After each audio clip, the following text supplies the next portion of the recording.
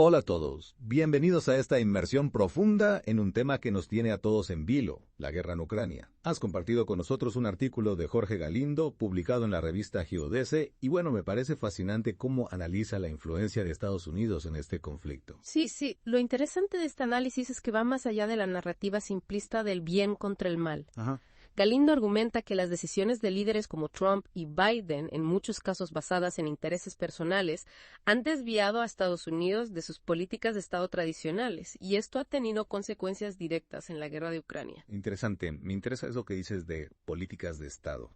Para quienes no estamos tan familiarizados con el lenguaje diplomático, ¿puedes explicarnos a qué se refiere exactamente? Claro, imagina las políticas de Estado como los pilares fundamentales de la política exterior de un país, una visión a largo plazo que se mantiene constante sin importar quién esté en el poder. Las políticas de gobierno, en cambio, son las acciones específicas de cada administración y, a veces, como argumenta Galindo, estas pueden chocar con esos pilares. Entiendo, o sea que las políticas de Estado serían como la brújula que guía la política exterior de un país a largo plazo. Exacto. Mientras que las políticas de gobierno son las decisiones concretas que se toman en cada momento, ¿sería correcto decirlo así? Exacto. Y en el caso de Estados Unidos, Galindo argumenta que esta tensión entre políticas de Estado y políticas de gobierno ha sido particularmente evidente en su relación con Rusia y por ende con la guerra en Ucrania. Ya veo. Y si hablamos de la Guerra Fría, la contención de la Unión Soviética era una política de Estado. Precisamente, durante la Guerra Fría, la contención de la Unión Soviética era una política de Estado de Estados Unidos. Independientemente de si el presidente era demócrata o republicano, este objetivo se mantenía como un pilar fundamental de su política exterior. Claro, eso tiene sentido. Pero entonces, ¿qué pasó después de la Guerra Fría? ¿Cambió la política de Estados Unidos hacia Rusia? Buena pregunta. Aquí es donde Galindo argumenta que las cosas se volvieron más ambiguas. Ajá. Estados Unidos, en lugar de buscar un nuevo equilibrio de poder con Rusia, se enfocó en expandir la OTAN y promover la democracia liberal en Europa del Este. Incluso presionó a Ucrania para que renunciara a su arsenal nuclear a cambio de garantías de seguridad. Espera, Ucrania tenía armas nucleares. Sí, después del colapso de la Unión Soviética, Ucrania heredó un arsenal nuclear considerable. De hecho, llegó a ser la tercera potencia nuclear del mundo. ¡Wow! Eso es algo que yo al menos desconocía por completo. Y dices que renunciaron a ese arsenal a cambio de garantías de seguridad. ¿Qué tipo de garantías? Básicamente, se les prometió que su seguridad e integridad territorial serían respetadas. Sin embargo, Galindo argumenta que estas garantías no fueron suficientes para disuadir a Rusia en el futuro. Entiendo. Y en este punto, me viene a la mente la figura de George Kennan, un diplomático estadounidense que fue uno de los arquitectos de la política de contención durante la Guerra Fría. Si no me equivoco, él advirtió sobre los peligros de expandir la OTAN hacia las fronteras de Rusia. Exacto. Kennan argumentaba que expandir la OTAN sería visto como una provocación por parte de Rusia y que podría aumentar las tensiones en la región. Es decir, que ya en ese momento había voces que advertían sobre las posibles consecuencias negativas de esta política de expansión de la OTAN. Y si seguimos avanzando en la historia, ¿qué papel jugaron presidentes como Clinton, Bush y Obama en la relación con Rusia y Ucrania? Bueno, Galindo argumenta que durante las presidencias de Clinton, Bush y Obama, Estados Unidos continuó con la política de expansión de la OTAN y de promoción de la democracia liberal, a pesar de las advertencias de expertos como Kennan.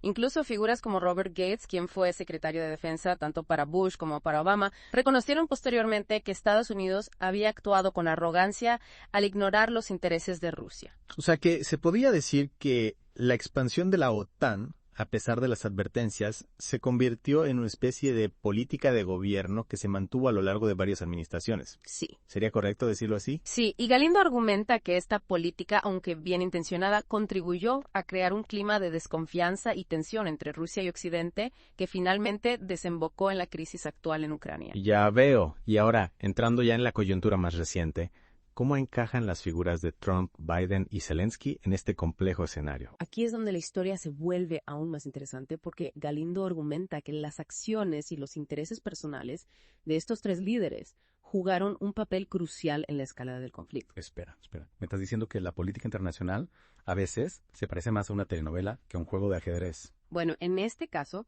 las relaciones personales, las ambiciones políticas y las rencillas del pasado tuvieron un peso significativo en las decisiones que se tomaron y en el curso de los acontecimientos. Me dejas con la intriga. Cuéntame más sobre el papel que jugaron cada uno de ellos. Empezamos por Trump. Claro, durante su presidencia, Trump mostró un gran escepticismo hacia la OTAN, criticándola por considerarla obsoleta y por no aportar lo suficiente a la seguridad de Estados Unidos. Además, promovió una política de America First que priorizaba los intereses de Estados Unidos por encima de los compromisos internacionales. Eso sí me suena familiar. Recuerdo que su lema de campaña era Make America Great Again. Y que muchas de sus políticas se basaban en esa idea de priorizar los intereses de Estados Unidos por encima de cualquier otra cosa. Exactamente. Y en el caso de Ucrania, esto se tradujo en una política ambigua y contradictoria.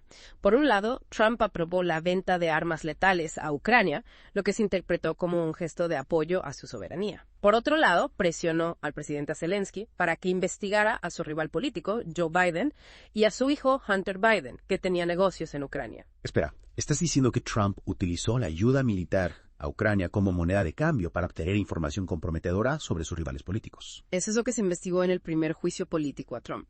Se le acusó de abusar de su poder para beneficio personal y de poner en riesgo la seguridad nacional. Wow, eso sí que parece sacado de una serie de televisión. Y finalmente fue declarado culpable en el juicio político. No, fue absuelto por el Senado, donde los republicanos tenían mayoría. Entiendo. Entonces, tenemos a un Trump escéptico de la OTAN, que promueve una política de America First y que presiona a Zelensky para que investigue a sus rivales políticos.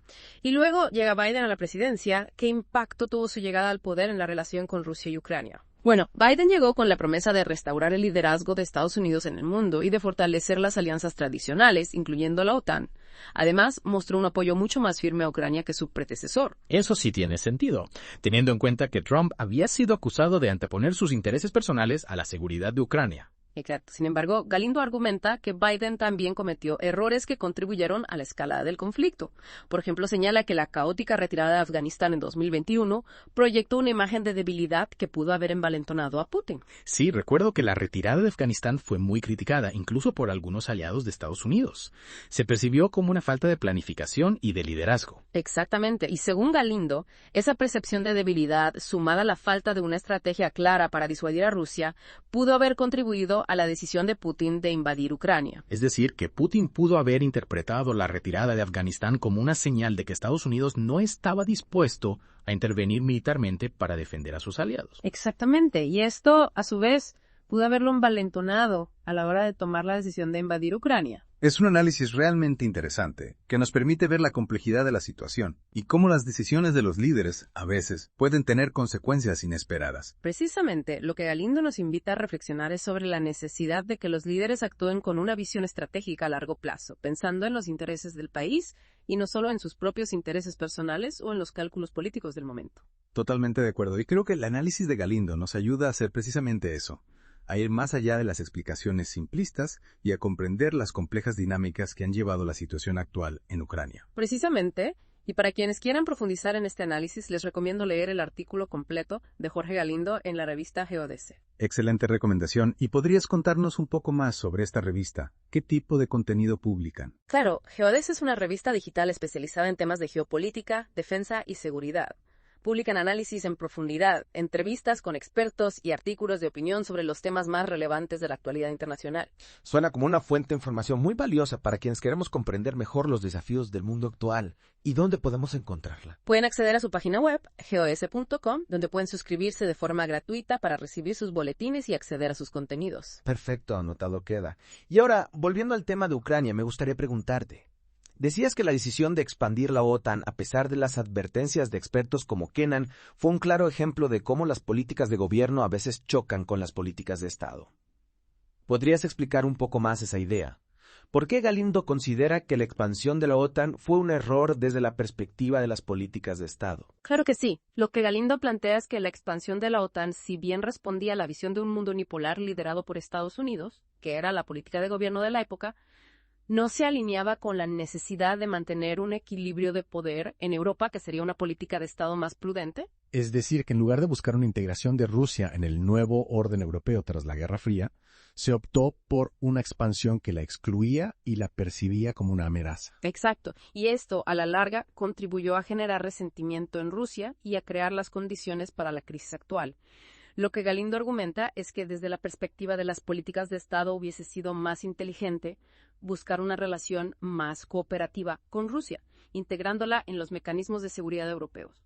Eso habría implicado, por supuesto, tener en cuenta los intereses de seguridad de Rusia y no verla simplemente como una amenaza. Precisamente. Y aquí es donde Galindo critica también las acciones de Trump y Biden. Si bien desde perspectivas diferentes, ambos actuaron más en base a sus intereses personales y sus cálculos políticos que a una visión estratégica coherente con los intereses a largo plazo de Estados Unidos. ¿Podrías darnos algunos ejemplos concretos de esas acciones que mencionas? Por supuesto. En el caso de Trump, ya mencionamos sus presiones a Zelensky para investigar a los Biden utilizando la ayuda militar a Ucrania como moneda de cambio.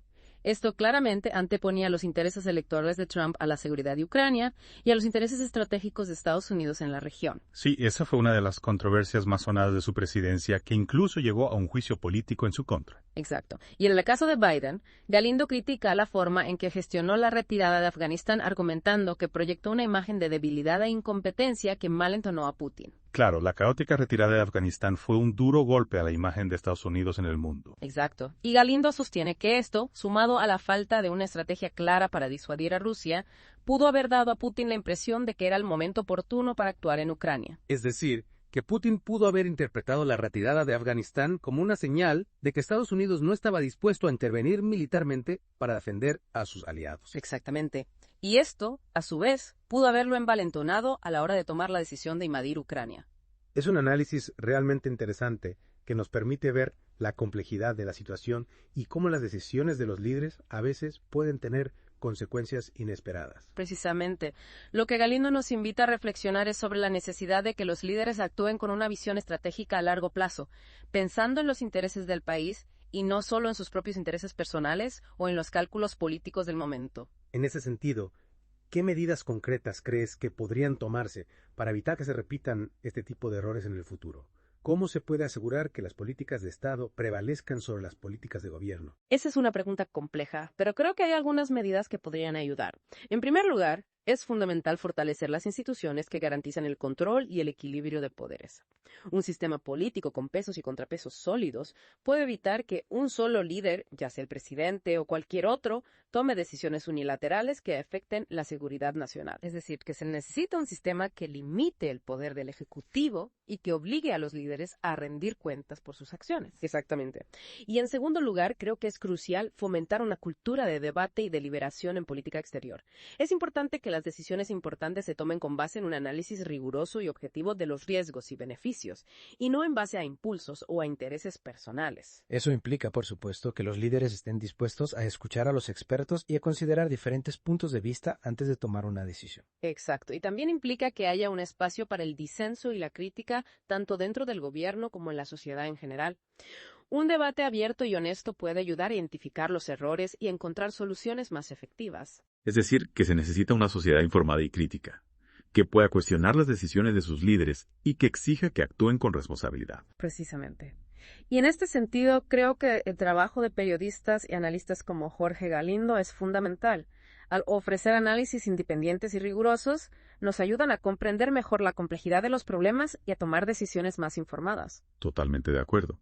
Y hablando de Jorge Galindo, me gustaría recordar a nuestros oyentes que pueden encontrar su artículo completo en la revista Geodese, una publicación digital especializada en temas de geopolítica, defensa y seguridad.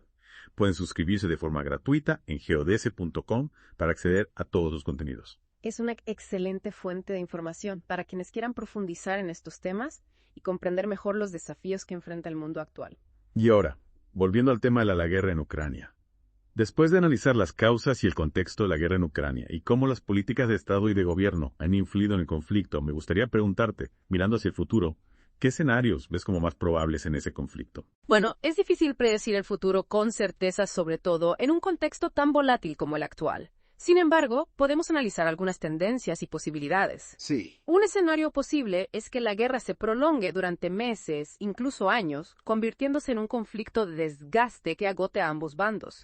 Esto tendría un impacto devastador tanto para Ucrania, que sufriría la destrucción y el desplazamiento de su población, como para Rusia, que se vería sometida a sanciones económicas y al aislamiento internacional. Un escenario realmente sombrío que nadie desearía. ¿Y qué otras posibilidades ves? Otro escenario posible es que se llegue a un acuerdo de paz negociado entre Rusia y Ucrania con la mediación de potencias internacionales. Este acuerdo podría implicar concesiones territoriales por parte de Ucrania, así como garantías de seguridad para Rusia. Sin embargo, este escenario también presenta muchos desafíos. Por ejemplo, es difícil imaginar que Zelensky acepte ceder territorio a Rusia después de la invasión que ha sufrido su país. Además, las garantías de seguridad que exige Rusia podrían ser inaceptables para Occidente, ya que podrían implicar la limitación de la soberanía de Ucrania o la restricción de la expansión de la OTAN. Entiendo, o sea que incluso si se llega a un acuerdo de paz, la desconfianza y la tensión entre Rusia y Occidente persistirán.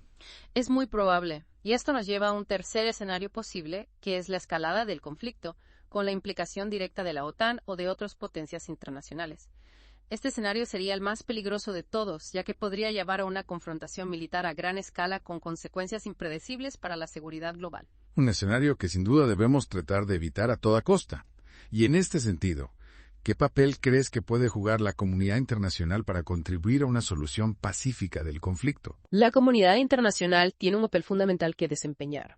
En primer lugar, es crucial mantener la presión sobre Rusia a través de sanciones económicas y diplomáticas para que cese la agresión militar contra Ucrania. En segundo lugar, es importante apoyar a Ucrania, proporcionándole ayuda humanitaria, financiera y militar para que pueda defenderse.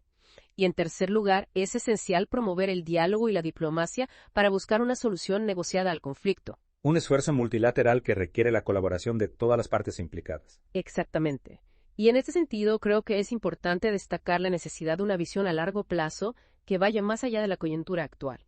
Es necesario abordar las causas profundas del conflicto, como la falta de un sistema de seguridad europeo que incluya a Rusia, y construir una arquitectura de paz que garantice la seguridad y la estabilidad para todos los países de la región. Una tarea compleja que requiere un compromiso firme por parte de todos los actores involucrados. Sin duda. Y en este proceso, el análisis crítico y la información rigurosa son fundamentales para tomar decisiones informadas y evitar que se repitan los errores del pasado. Totalmente de acuerdo.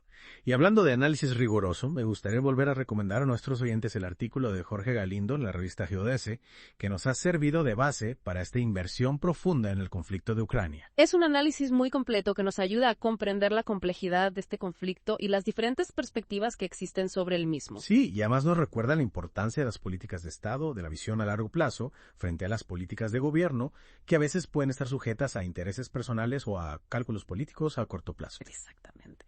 Y para quienes quieran profundizar en este tema y en otros temas de actualidad internacional, les recomiendo visitar la página web de Geodese, geodese.com, donde pueden suscribirse de forma gratuita para acceder a todos sus contenidos. Una excelente recomendación. Y a ti que nos has acompañado en esta inversión profunda, te invitamos a seguir reflexionando sobre este conflicto y sobre sus implicaciones para el futuro del orden mundial.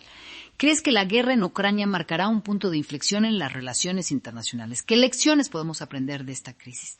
Déjanos tus comentarios y únete a la conversación. Hasta la próxima inversión profunda.